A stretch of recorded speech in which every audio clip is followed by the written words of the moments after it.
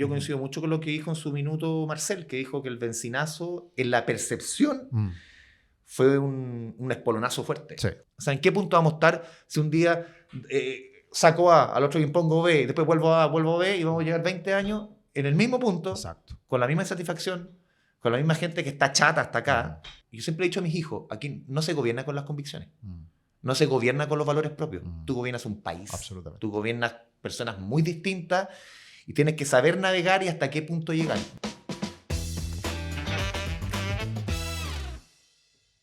Hola, ¿cómo están? Bienvenidos a un nuevo capítulo del podcast Mente Inversionista. Este espacio en donde hablamos de diferentes temas relacionados al mundo de la inversión, el dinero, las finanzas personales, también el emprendimiento, y siempre queremos traer invitados que nos sorprendan, que nos entreguen una mirada diferente. Y en esta oportunidad estoy muy contento porque siempre al personaje que traemos en esta oportunidad él me entrevista en televisión y ahora yo lo voy a entrevistar, así que me parece muy entretenido esto. Un gran periodista de TVN y rostro también, así que ya seguramente lo van a conocer.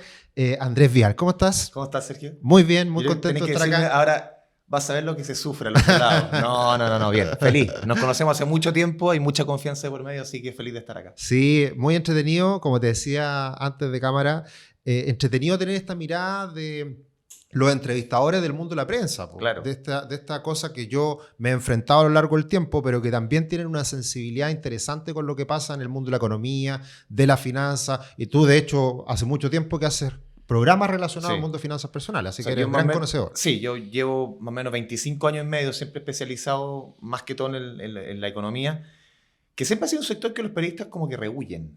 Los números, el explicar, el tener que de repente profundizar, estudiar. No es que los periodistas no estudiamos, pero la economía siempre ha sido algo como que generalmente los periodistas tienden a dejarla como que les asusta. Entonces se genera un espacio, un mercado. Yo recuerdo cuando hace muchos años un gran periodista que me empujó al periodismo económico, que fue el gran Mauricio Hoffman, me dijo, aquí hay un espacio grande, que los periodistas generalmente no, como que le tienen miedo al periodismo económico. Claro. Y tú lo vas ocupando, lo vas visitando, vas estudiando y te vas empapando, un tema que es apasionante. Y qué increíble cómo la gente, ya cuando tú llevas los años y la gente empieza a reconocer, se le acerca de otra forma. Respecto al rostro de televisión común y corriente. Claro, eres más serio de cierta manera. Eres más serio, manera. te tienden no es una distancia, pero te miran de otra forma, te preguntan de otra forma, te miran de otra forma. A mí me pasa siempre en la caja del supermercado. Oye, ¿hasta cuándo sube esto? Y la benzina, como si uno fuera el culpable. Pero es entretenido. Es apasionante. Bien. Oye, partimos rápido, pero siempre nosotros comenzamos la entrevista partiendo de los inicios. Sí. Cuéntame un poquito cómo nace, o sea, qué estudiaste y cómo nace este camino para ya, siendo periodista, meterte en el mundo de la economía. A ver, yo no partí estudiando periodismo. Yo primero que estudié fue ingeniería comercial. Mira, eso fue una sorpresa para mí acá. Sí, no, ingeniería comercial. Yo quería estudiar periodismo. Esa típica, a los 18 años uno no tiene tanta claridad y es más permeable quizás a la no voy a decir presiones, pero indicaciones de los padres. Y yo le dije a mi papá, no, quiero estudiar periodismo. Y me dijo, no, ya, ingeniería comercial. Tuve un año, yo siempre le dije que no me gustaba, no me sentía cómodo, el ambiente no me era. Y miraba a 2, 3 compañeros de curso que estaban en periodismo, en la Los Andes. Y decía, yo quiero ir para allá. Quiero ir para allá, me gusta, me siento, siempre fue mucho más humanista. Y como al año y medio me fue bien en comercial, me cambié por dentro de la universidad. Y como que se me abrió el mundo. Fue completo. ¿Qué cosas te llamaron la atención? ¿Qué cosas te motivaron? Yo de chico siempre era muy de leer el diario. Siempre era muy de estar informado, siempre me interesaba mucho lo que estaba pasando. Yo nací en el 78, crecí en los 80, pasaban muchas cosas no se sabían en Chile. Claro. Pero me gustaba mucho la actualidad. Ya. Nunca dije, lo mío el periodismo. No, mentira. Es que yo creo que con las carreras en general no pasa eso. Si tiene que haber algún interés que te lleve a algo. Y tú llegué a la escuela y ahí dije, esto es lo mío. Ya. ¿Cachai? Esto es lo mío. Y claro, dice, siempre te pregunto, ¿tú siempre quisiste tele? No. Yo dije, claro, quiero periodismo, pero yo llegué a la tele de una manera muy divertida. Porque mi papá le arrendaba un par de locales a una persona que acaba de morir, que un gran amigo, le tengo un cariño inmenso, que es Eduardo Luis Johnson. Ah, perfecto. Él tenía unas peluquerías y arrendaba locales. Y mi papá administraba uno de estos locales, no era de mi papá. Y un día mi papá me dice, oye, tengo que ir a esta peluquería, tengo que ir a hacer una cuestión, ¿me acompañás? Y ya, pues. Y llegué y estaba Eduardo. Ya. Y me dice, ¿tú qué estudias periodismo? Mira. ¿Y en qué año? Estaba terminando segundo año. Me dice, ¿y por qué no te vas a ir al canal a hacer una pasantía? Ni siquiera ayuda, ni siquiera práctica. Estaba en segundo año. Yo le digo, ya, po. Ni me pasa un nombre. Pac, anda a hablar con esta persona. Y dije, tal persona. Será un cualquiera. Claro. Era el director de prensa. ¿Cachai? Y yo llegué donde esta persona, Jaime Monero Laval, que murió hace 2012, mi padre periodístico, con quien yo tengo un cariño gigante. Me entrevisté con él, entrevista entre comillas, porque venía recomendado por súper recomendado. Y nos hicimos yunta. Me acuerdo que esa misma noche era el debate de Lavín con Lago, el segundo debate. Terminamos esa entrevista, me dice, mira, y me lleva al estudio. Yo estudiante de segundo año, estaba Joaquín Lavín con Ricardo Lago. Ahí yo así, suavecito. Claro. Y de ahí yo entré al canal, me dijeron ya, un mes, una pasantía. Ya. Yo partí sirviendo café, sí, sacando fotocopias, ayudando a los demás periodistas, aprendiendo. Escuchando. Ya. Y a las 2 semanas, Andrés, ¿por qué no te voy a reportear esto? Y en las 3 semanas, primera nota. Y me dijo, ¿por qué te cae 8 meses? ¿Por qué te cae 8 meses?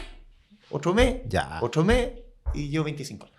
Oye, entonces estudiando de segundo año, ¿seguiste en TVN todo el tiempo? No, yo estuve, los tercero, cuarto y quinto año estuve trabajando y estudiando a la vez. Wow. Voy a ser franco, no tenía una necesidad, sí tenía hambre. Ya, de más. En el fondo, mi papá me pagaba la universidad, tenía una muy buena situación. Y yo me acuerdo que en esa época, y quizás hasta ahora, ese servicio militar no te pagaban ni uno, probablemente. A mí, cuando no te pagaban, pero... Nada, o sea, colación. Eran, no sé, 3, 4 lucas por día para la benzina y para el almuerzo en el canal. Claro. No, para el bolsillo no queda nada. Claro. Pero en el fondo yo era consciente de que, claro, era otra televisión a la de ahora, de que esa era la forma de entrar. Y hacer el servicio militar, claro, y entrar a un canal en que también mi apellido no me servía mucho. Vial me tiraba para el otro lado, entonces no era fácil. Pero ahí uno con el tiempo se va haciendo su espacio y lleva un cuarto de siglo. Oye, qué curioso lo que me comentas porque me hace mucho sentido con las generaciones más actuales y una conversación que precisamente tuve ayer con un sobrino. ¿Ya? Y yo le decía, te tengo una buena y una mala. Me dijo, parta por la mala. Yo le dije, no hay ninguna carrera que hoy día te asegure un sueldo, no hay ninguna carrera que te asegure el futuro hoy en día. ¿Y cuál es la buena? Si tú tienes claro desde cuando partes en la carrera de agregar valor, de hacer algo que realmente te interese, que vibres y que te nazca, tú te empiezas a crear tu futuro desde el primer año. O sea, no vas a saber hasta dónde vas a llegar, claro, pero sí... Pero no tienes que esperar al quinto año con tu título para decir, ahora veo qué hago. Claro. No, parte antes. Y justamente a ti te pasó eso. Mira, a mí me pasó algo tan particular que yo cuando tuve que hacer la práctica fue muy ridículo. Yo ya llevaba 2 años en el canal. Claro. Entonces tuve que salir del canal. Claro. Me tuvieron que finiquitar. Claro. Hacer la práctica 3 meses y volver. Claro. Entonces, en el fondo, una cosa muy rara. Pero yo decía, y me daba orgullo hacerlo, porque ya llevo, tenía que hacer la práctica y yo ya venía de vuelta. Mis trabajos en la universidad, ya en quinto año, cuarto año, eran bien injustos, porque todos salgan a reportear y yo traía en la noche entrevistado yo a Insulza, que era ministro del Interior, y todos me decían, bueno, pues sí, pero si lo tenía ahí, claro, que lata el compañero. No, pero también yo ayudaba harto a mis compañeros. Pero en el fondo, es la ventaja de chico, como decís tú, de haberte cimentado tu camino, de que nada es gratis. Claro. De que a pesar de que esto te apasione, esto tenés que ser inteligente, tenés que ser planificado. Tú no puedes llegar y ya me recibo a los 25 años y ya empecé a buscar pega. No, claro. Hoy día menos, y antes tampoco. Exacto, tampoco claro. era. Bueno, también porque siempre ha sido súper desafiante el mundo del periodismo para tener una posición relevante, si se quiere, que llegar a un medio importante como TV. O sea, no sé si yo en su minuto dije, yo quiero tele, quiero conducir. No, claro. Como que las cosas se fueron dando y tú te vas generando este espacio. Después cuando conversamos antes, quiero ir al periodismo económico. Pero el periodismo económico en ese minuto era hacer una nota para el noticiero y nada más. Claro. Y después uno fue generando espacios. En el canal se crea un canal de noticias, hagamos un espacio de economía. Claro. Y después generando espacios de economía en los noticieros, que era una locura. Claro. Hagámoslo. Explicando con gráficas, todo eso.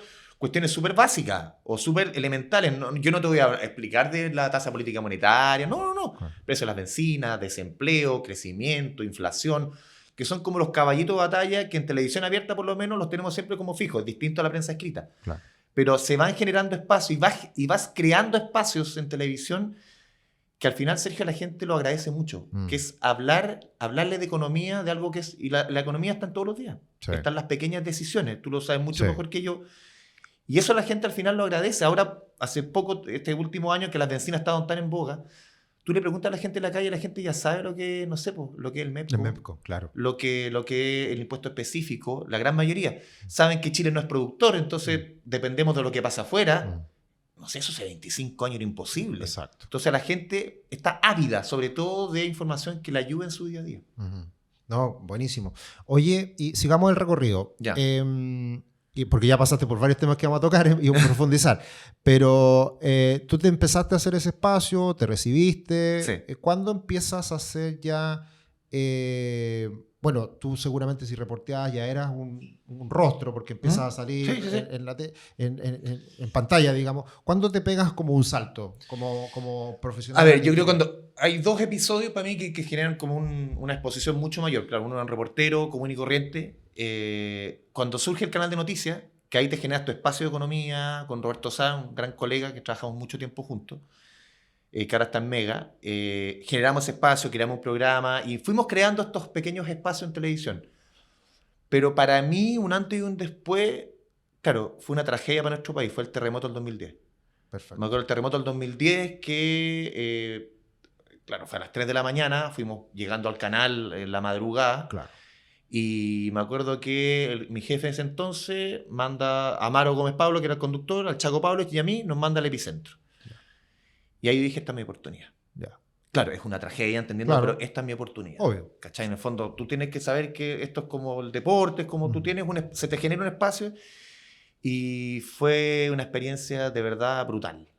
Claro, lo que uno tocó ver, llegar allá, hacer cosas que yo jamás pensé que tenía que hacer en terreno, mucho más allá de lo periodístico. Pero en el fondo fue una experiencia que a mí, dentro del canal, la misma jefatura dijo, ya, aquí hay algo. Perfecto. ¿Cachai? Y ahí mismo, de ahí en más, ya te tocaban las grandes coberturas, me acuerdo el rescate de los mineros, mucho viaje para afuera, y ahí ya empezaba a generar un espacio más de visibilidad. Pero Sergio, muy piano. Yeah. Yo miraba y decía, claro, me voy a generar un espacio, pero yo veía que delante mío habían 5 conductores de noticias de primera línea. Claro. Entonces yo decía, aquí yo tengo que ir muy tranquilo, Claro. porque si yo quiero crecer, me voy a pegar un costalazo. Exacto. No. Entonces había que esperar. La oportunidad. Sí, y buscar que se vaya dorando a poco. Perfecto. Y ahí aparece este espacio noticia y aparece probablemente... ¿Cuál fue el primer programa de economía específicamente como tal? Se llama Mirada Económica. Mirada Económica, Sí, tal el mismo cual, que está el mismo ahora, que ahora. el único programa desde que nació el canal de noticias, que lleva 17 años, que se mantiene desde el inicio. Perfecto. Y ahí uno se fue generando un espacio, porque es distinto que yo te vaya a sacar una cuña Exacto. para una nota a generar una conversación de media hora. Exacto. Y va generando otro tipo de relación con los economistas, con toda la autoridad al final. Claro. Otro tipo, y ellos te empiezan a reconocer. Y en el fondo, tú lo sabías, o sea, ganarte un espacio en el rubro económico, entre los economistas, entre los empresarios, no es fácil. Generalmente es un rubro que a la televisión le tiene harta distancia, le tiene miedo. Son mucho más amigos de salir en el Economía y Negocio, en el Pulso, de hablarle un poco a su gente. El espacio televisivo siempre lo miraban como algo más lejano y algo más peligroso, que perdían el control en la televisión. Totalmente. Porque al final yo te podía cortar lo que yo quisiera. Claro, tú das una entrevista en prensa escrita y pides las preguntas antes muchas veces no, aquí no. y las entregáis casi como hoy día en ChatGPT perfectas. Claro.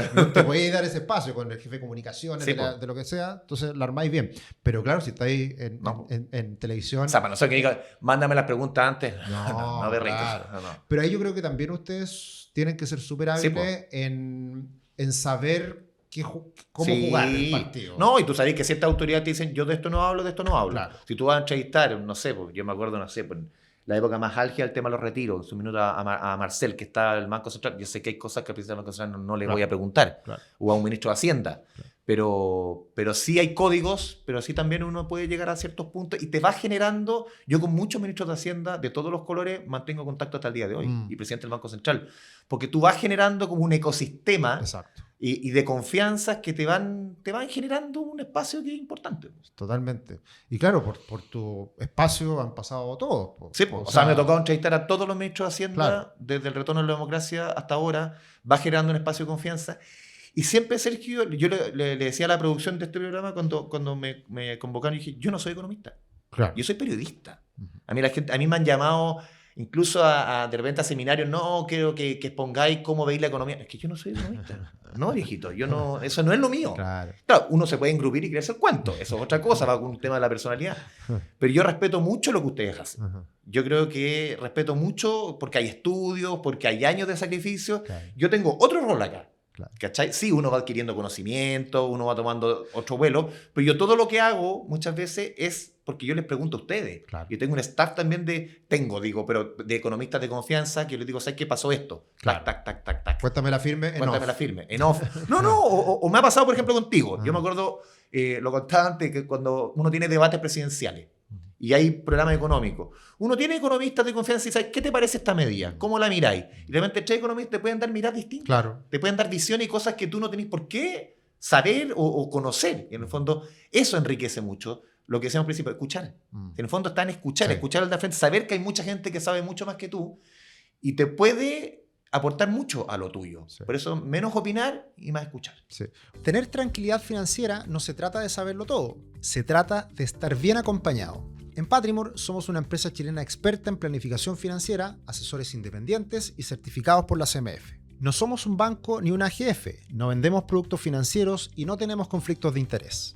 Ayudamos a las personas a ordenar sus finanzas, desde deudas hasta inversiones, para aumentar el patrimonio. En Patrimore te acompañamos para que tomes decisiones financieras con criterio, independencia y foco en lo que de verdad importa para ti.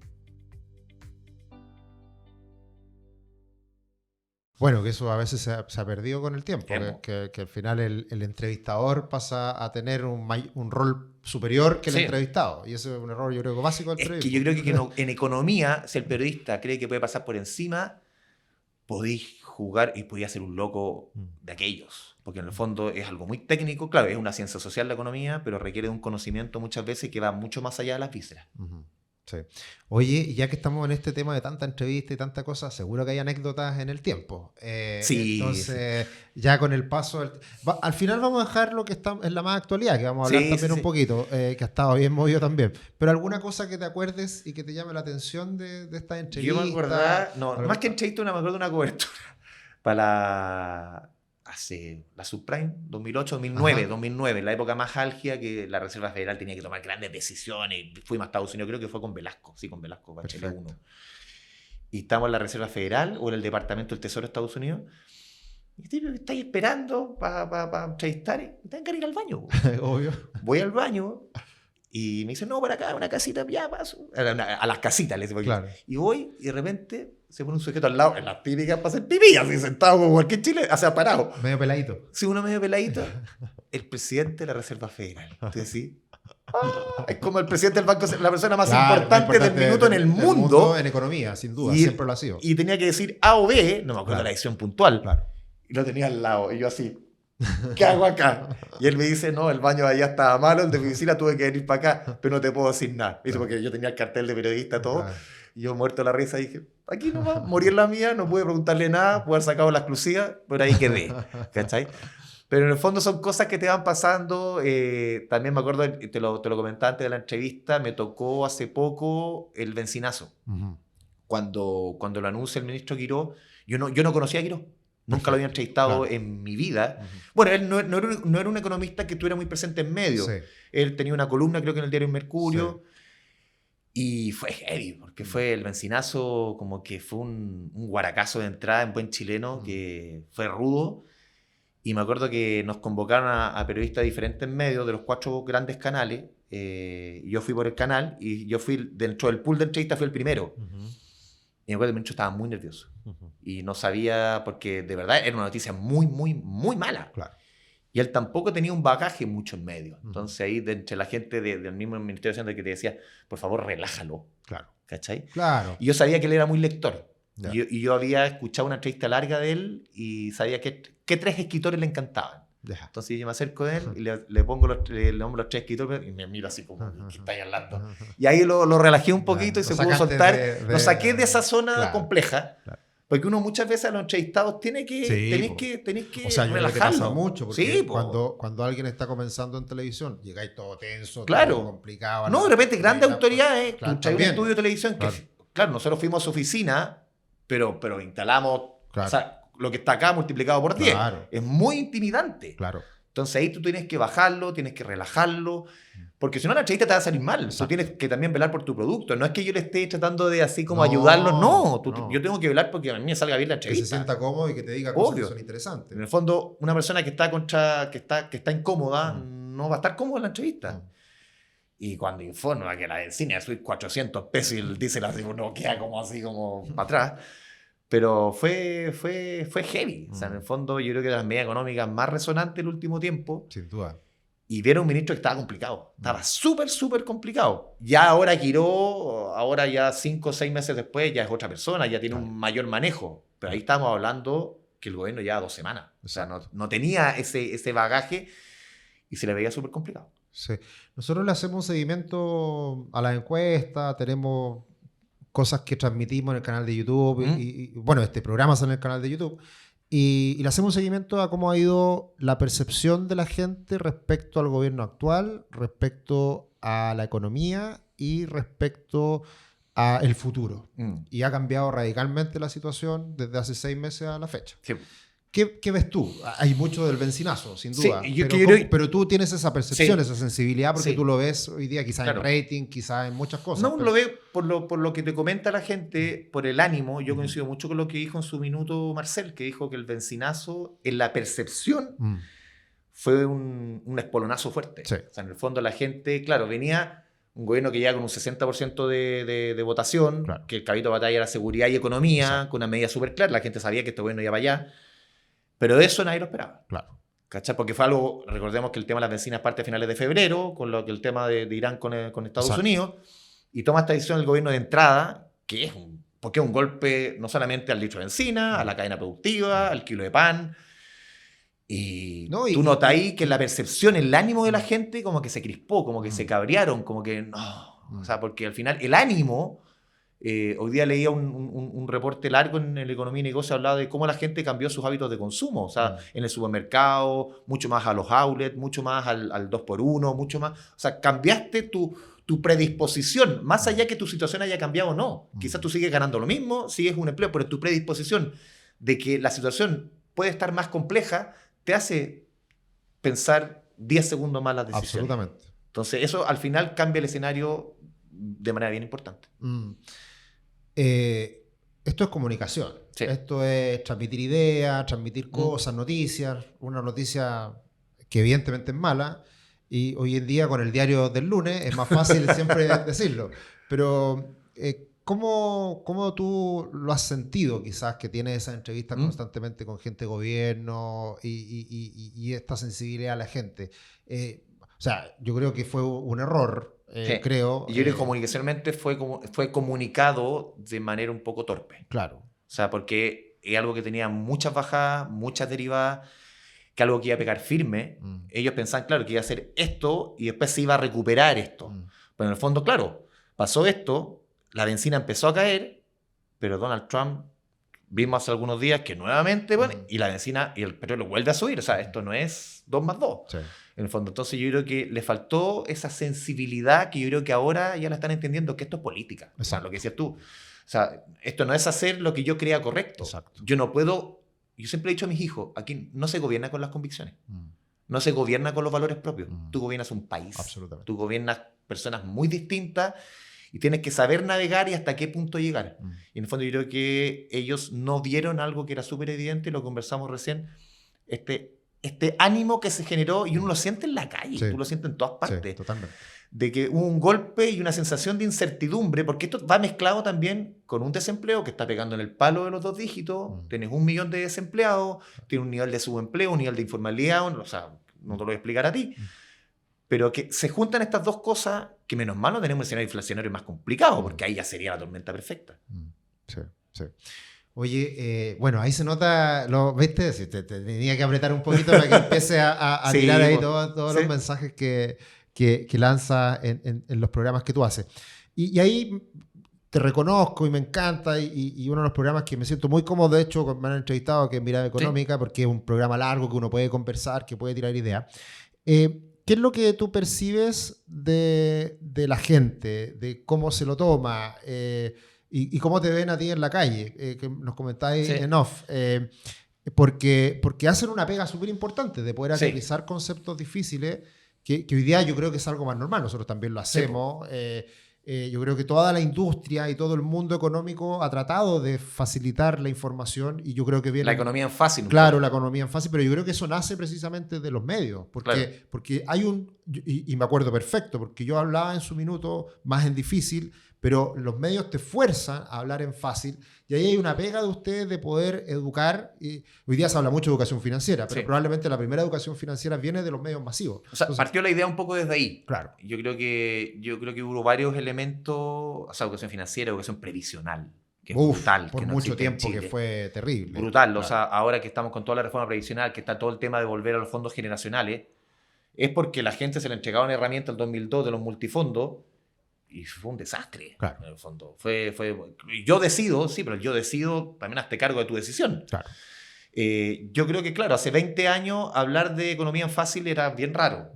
Hoy día sí se fue instalando y yo creo que también muchos economistas como que encontraban rasca la economía en fácil.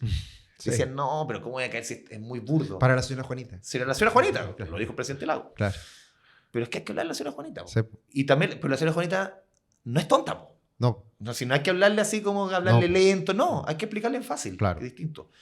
Entonces yo creo que muchos economistas y el mundo financiero a veces como que rehuían, no, si esto es muy básico. No, pues tienes que desde ahí construir y desde ahí empezar a explicar, desde ahí conceptos de lo que hablamos antes. Inflación, o sea, un IPOM, transmitirlo en televisión hace 20 años era como, te pegaste en la cabeza. O sea, el otro día el informe de política financiera, el último que salió del gobierno que dejó la tendalá. Entonces, sí, yo me acuerdo que me tocó explicarlo en el noticiero central y yo le decía a Iván Núñez y a la Carol Rejola, es mi primera vez en un cuarto de siglo que hablo de esto en un noticiero central. Yo estoy emocionado, le decía, porque algo que quizás antes no tenía ninguna cabida, pero hoy día la gente entiende. Claro. ¿Qué es lo que es un déficit? ¿Por qué el gobierno no tiene, un Estado como una casa, no tiene que gastar más de lo que tiene? Claro. En el fondo, porque hay que ordenar las finanzas. Claro. O sea, en el fondo, lo que pasa acá también me pasa en mi casa. Claro. Entonces, yo creo que esa conversación ya está instalada, pero costó instalarla. Sí. Costó años, costó sobre todo muchas veces en los medios convencer a los editores o a los directores de que esto es importante y que hay que generar ese espacio. Sí. Hoy día, con el diario El Lunes, sí, pues lógico, pero hace 15 años no era tan lógico. Claro. ¿Sí? No, y hay una pega como todo, porque es de a poco, se va Obvio. construyendo, se va ganando también la Y con mucho apoyo de ustedes Claro, también, a eso desde un iba. pool de economistas que saben que esto es importante y que saben que también esto es un win-win y se va generando una relación de cercanía de que obviamente tú tenías una confianza en ciertos economistas que en el fondo tú sabes, porque también tú tienes que tener cuidado porque ciertos economistas te dicen A y él tiene intereses en A. Claro. ¿Cachai? Entonces tú vas limpiando un poco eso y vas generando ese tipo de relaciones que al final creo que todos ganan. En el fondo gana el medio, gana el economista y también, como decía don Pato Elwin, gana la gente. En el fondo para que entienda Sí, lo claro. que está pasando. Sí. Oye, me decías que en el supermercado te llamaba la Sí. atención. No, porque la gente se te acerca de otra forma. Y una vez me acuerdo que mi señora estábamos, no sé qué festival fuimos, y yo me acuerdo que lo conducía una figura rutilante de la televisión y decía, mira cómo se acerca la gente a ella. No, y era una cuestión bestial. O sea, era como se te tiran encima y la foto y como que el besuqueo y el toqueteo y la cuestión. Entonces, y mi señora así como, no quiero eso. No quiero eso, claro. Y tú, a mí la gente en supermercados completamente distinta o en la calle. ¿Cómo está don Andrés? Usted que habla de economía, que oye, me puede explicar esto, pero siempre Con respeto. no, una distancia, claro. porque uno entra desde otro lado. Po. Yo no entro desde la entretención. Claro. Uno no entra desde otro poro. Claro. Entonces la gente también eso como que uno lo transmite. Y yo bacán porque me gusta también un poquito Sí, la distancia, no me obvio. gusta mucho la sobreexposición. Pero la gente se te acerca y también te lo agradece. Como también ocurre que te dicen, eres un vendido al sistema También. o eres un activista de izquierda. Claro. Pero uno con el tiempo, Sergio, aprende a navegar. O sea, yo soy ese, te dicen facho retamboreado, Claro. zurdo retamboreado. Si me Esa- dicen esa de los es una- dos esa es una lados, buena noticia. es porque no es malo. Claro. En el fondo, la ancha venía del medio. Claro, es una buena noticia, Sí. sin duda. Si no, si te descargaran solamente para un lado sería No, complejo. no. Sí. Oye, bien, hemos transitado por varias cosas. Tú, en el ámbito más personal, yo sé que eres deportista, que se Sí. vamos a tocar también ahí un espacio, que hay algo que Compartimos. compartimos, así Sí. que vamos a dejarlo también ahí pausado, pero en el deporte uno requiere disciplina. Sí. En el mundo del ahorro, la finanza también, disciplina. ¿Cómo tú inviertes? ¿Tienes algo ahí, digamos, relacionado a mantener un Yo soy orden bien con esto? básico en Ya, eso. En el fondo, siempre lo que miro primero es la jubilación. ya, Es lo que viene después. ya. Entonces, en el fondo, siempre miro que todo lo que tenga y que no vaya a usar en términos de fondo, vaya, no sé, por una APB, Ya. vaya instrumento. Hace 2-3 años tuve la posibilidad, gracias a Dios, de comprarme un departamento, Ya. que lo tengo ahora arrendado. O sea, siempre pensando en el después. Perfecto. Pienso poco en el ahora y siempre mantengo, claro, algo de plata como para la contingencia. Todos los que tenemos casa en la suerte sabes que la casa una vez al año te cruje por algún lado. Claro. O sea, siempre hay que tener como un fondito de contingencia, Claro. mirando en la jubilación y también mirando el día a día con niños, colegio y todo lo que requiere. Así como instrumento de ahorro para el momento, yo casi no tengo. Perfecto. Solamente para emergencia. Pero sí, siempre pienso en jubilación. Un par de APB, tengo, no sé, por la FP, otro en el banco. Me pude comprar un departamento, ser ordenado, en el fondo. Lo conversamos antes, un presupuesto, saber esto va para acá, esto va para allá, esto va para acá. No soy muy sofisticado. Ya. En el fondo, quizá un par de veces, yo me acuerdo cuando me compré la casa, pedí como 4 cotizaciones de banco y también a economistas, Sí, como yo les dije, les pasé estas 4. ¿Con cuál te quedarías? Y los 4 me dijeron la misma. ¡Pac! Dije, entonces aquí voy. Mira. Entonces, aplico lo mismo también que en el periodismo. Claro. No trato de arrancarme por los tarros porque no tengo tarros. O sea, puedo tener tarros, pero no lo suficiente. Ya. Entonces, esas decisiones muchas veces, cuando tengo un fondo y que sabes que ya un par de gente que confío, ¿tú dónde invertirías ahora? Perfecto. Ya, esta plata la voy a ocupar en 3 años más, ya, métela acá. ¿Cachai? Perfecto. Pero siempre trato de preguntar mucho, pero siempre pensando mucho en el futuro. Yo pienso mucho en lo que viene después de la vida laboral. Y eso y lo aprendí mucho de los entrevistados. No voy a empezar a pensarlo a los 50, Claro, 55. ya es tarde. Tenéis que empezar desde los 30 y algo, de joven, empezar a proyectar. Claro, por eso los ahorros son obligatorios, porque Si no, y hay que no pensar funcionaría. siempre en lo que viene después. Cuesta, con toda la emergencia y la urgencia, pero cautela. Perfecto. Bueno, y te hablaba de la disciplina porque, como te decía, compartimos otro interés, Mucha pasión. otra pasión, que la última vez que me entrevistaste me enteré que eras un crack en el mundo del running. Po. No sé si un crack, pero un aficionado, un buen aficionado en el mundo del correr, en el fondo. Claro. A mí no me gusta el concepto del running, me gusta correr. Ya, perfecto. Me da como más libertad. Ya. ¿Cuántas maratones llevo? 10. 10. Wow. He tenido la suerte de correr 10, ahora estoy como en un break, pero no he dejado de entrenar. Ya. Como que terminé un poquito saturado las carreras. Pasa. En el fondo, como que toda la parafernalia a mí Mm. como que me choca un poco, mucho el correr para la red social. Esa a mí como que O el estar constantemente superándote, que te agota también. Po. Sí, pero más la presión, más el constante, como que uno como está en medio y saben que corrí, que te llama esta marca, no, yo quiero correr para mí. Ya. ¿Cachai? Quiero correr para mí, me gusta esto. Ya. ¿Cachai? Me gusta el deporte. Mi señora está 20 escalones encima que yo en materia deportiva. Fue campeona nacional de salto alto. Ah, O sea, compitió en mundiales de atletismo. ya. Otro nivel. Es otro nivel. Entonces, por eso a mí ella siempre ha sido un referente que me ayudó a ubicarme. Ya. En el fondo, yo soy un amateur. Tengo una buena marca en maratones. Tuve la suerte de correr Boston, de correr Chicago, de correr Nueva York, de correr Berlín, de correr París, de correr grandes carreras. Pero no deja de ser una afición, no deja de ser un deporte, no deja de ser algo que te debe pasar a ti, que en el fondo te ordena la vida. Exacto. Para mí levantarme todos los días, o prácticamente todos los días a las 5 o 10 de la mañana, correr antes de levantar a los niños, es un regalo. Poder despertar la ciudad y uno está corriendo, tener la salud, tener el físico y poder hacer un deporte que te ayuda a ordenarte. Si tú preparas una carrera, que ya son 25 semanas, 6 meses, Claro.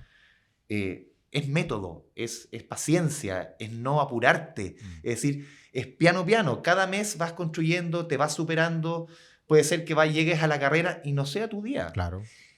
Y fue. Y Y no te pasa enseña nada. también y no pasa nada. Mm. Y viene la siguiente. A mí me pasó cuando yo corrí Boston, Sergio. 3 semanas antes me desgarré. O sea, yo decía, esta es la carrera que quise correr siempre. Y salí un entrenamiento rutinario que tenía que correr 10 kilómetros, relajado, y me desgarré. Wow. Y claro, fui al doctor, llegué a la carrera, me fue pésimo, corrí 20 minutos más de lo que yo quería, pero dije, la terminé, Claro. cerré el ciclo yo no iba a volver de acá y decirle a mis hijos, me retiré, porque la marca, si tú haces 3 horas, 4 horas, 5 horas, cuando tengáis 75 años ni te vas a acordar. No, nada. Ahí estás con la medalla y con el proceso en tu corazón, y el viaje y los amigos, y eso para mí es lo que queda.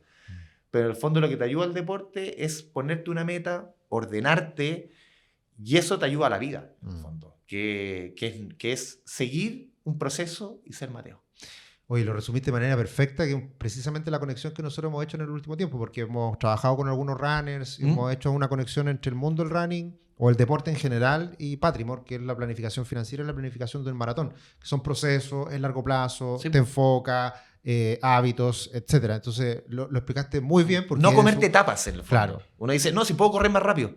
No, po. Claro. El descanso es fundamental. Entonces, no, que hoy día no quiero descansar. Es que descansa, en el fondo. Y tú eso lo vas aprendiendo con el tiempo. Yo creo que en la finanza y en el mundo económico es lo mismo. Exacto. En el fondo, planificado, no comerte etapas. Lo que viene después va a ser después. Claro. Calma. Sí, muy bien. Oye, y para finalizar, me voy a aprovechar de que estás acá, mucha actualidad, mucha lectura, mucha contingencia.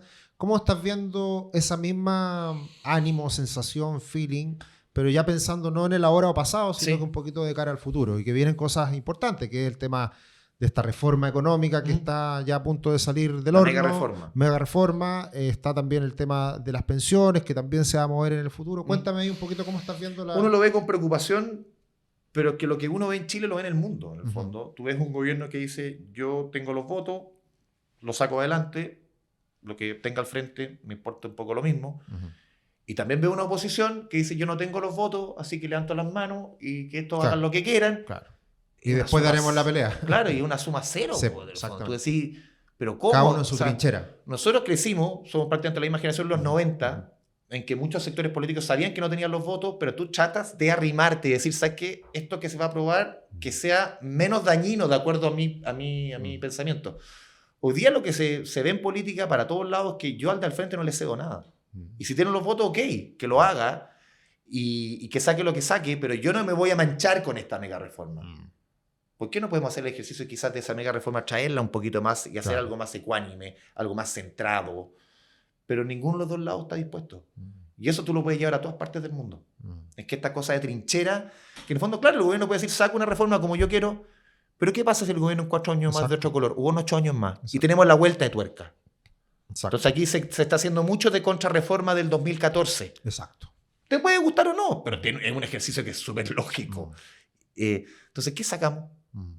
O sea, ¿en qué punto vamos a estar si un día saco A, al otro le impongo B, después vuelvo a B y vamos a llegar 20 años en el mismo punto, con la misma insatisfacción, con la misma gente que está chata hasta acá, y avanzar, retroceder, las mismas peleas? Entonces siento que hay poca... Y estos aparatos no ayudan mucho.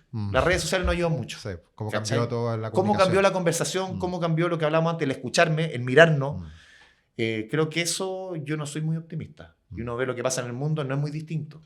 El barrio no es muy distinto. Esto para la izquierda y para la derecha. Exacto. No, o sea, el péndulo, lo que se ha hablado del famoso péndulo. Antes te hablaba de la ancha avenida del medio. Por eso yo siempre yo me he definido como un concertacionista leninista, en el fondo. No, porque uno creció en que la época que la democracia de los acuerdos. Sí, pues en el fondo esto es como el matrimonio. Exacto. Yo el matrimonio, felizmente llevo 15 años casado. Tú tienes que ceder. Absoluto. Ella tiene que ceder. Exacto. En el fondo. De repente te dan ganas de... No aguanto más. Y a ella también le pasa. Claro. En el fondo. Claro. Y así es la vida. Claro. Si yo creo que puedo avanzar poniendo solamente mis convicciones, mis ideas, a la vuelta de la esquina te va a venir... bomba a tiempo. Entonces, esa lógica creo que está instalada. La gente como que no ve mucho lo dañino que es. Y soy más bien pesimista. Lamentablemente soy pesimista de que esto no sé si tenga mucho... esta lógica no sé hasta qué punto nos puede llevar. Mira, que lamentable terminar así, pero pienso, pienso parecido. Pienso parecido.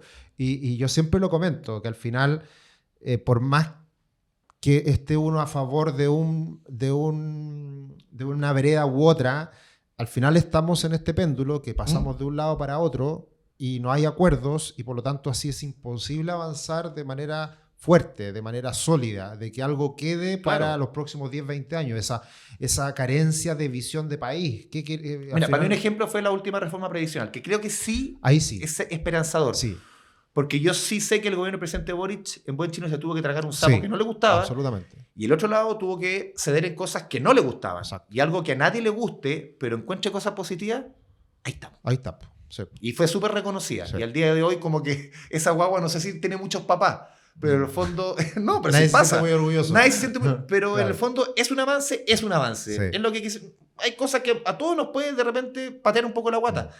Pero eso es la vida en el fondo. Y a mí la reforma previsional fue un muy buen ejemplo. Sí. Y lo reconoció el mismo presidente Boric, la ex ministra Jara, Ignacio Briones y otros ministros de Hacienda, qué es lo que se debe hacer. Sí. Pero creo que en otras discusiones estamos fritos. Sí, probablemente es la excepción de los últimos años. Sí. Estoy de acuerdo contigo. Oye, Andrés, ha sido extraordinario, lo pasé muy bien. Rico estar del otro lado, hacerte preguntas. Muy buen No sufrí tanto, ¿eh? No, viste, muy buen conversador. Así que, nada, pues nos seguiremos viendo seguramente. Agradezco mucho tu tiempo, haberte dado el espacio de venir para acá. Y como siempre, le agradecemos a todos los que nos siguen semana tras semana en nuestro podcast Mente Inversionista, trayendo invitados muy interesantes en esta oportunidad, abriendo este abanico a todo lo que es el ámbito quizás más político, más de actualidad, con un rostro de TVN. Así que muchas gracias, Andrés, gracias a ustedes y nos vemos en el próximo capítulo. Que estén muy bien. Chao, chao.